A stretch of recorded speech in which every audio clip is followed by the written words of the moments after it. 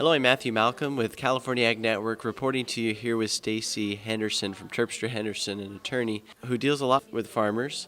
We appreciate your work in trying to keep farmers out of trouble when it comes to the law. But we wanted to talk specifically today about some reimbursements that should be made that often go unrecognized regarding driving on duty and cell phones. So could you give us a little bit on that? Sure.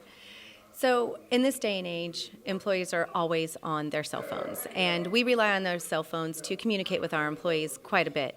If you do require your employees to utilize their own personal cell phones for business purposes, maybe you're giving them their schedule or you're telling them which field to go to or what they're going to need to be doing later on in the day, then you need to provide a reimbursement for those employees. So if you are only requiring them to utilize their telephone for purposes of communicating verbally, maybe text messaging and phone calls, then the reimbursement can be rather low, maybe around $15, but $15 a month.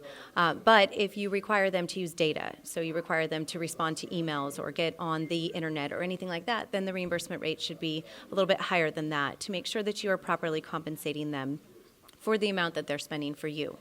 Another reimbursement that is often overlooked is the travel reimbursement. So if you require your employees to travel during the workday or travel at all for business, maybe they drive from one field to the next or from the packing shed to the field, then they need to be reimbursed for that time.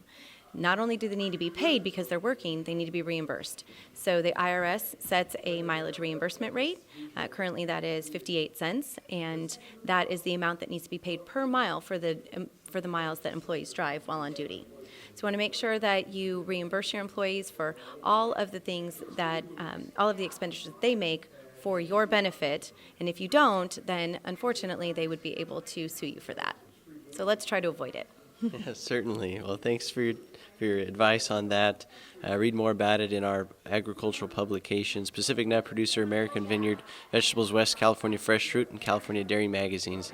I'm Matthew Malcolm, CaliforniaAgNet.com.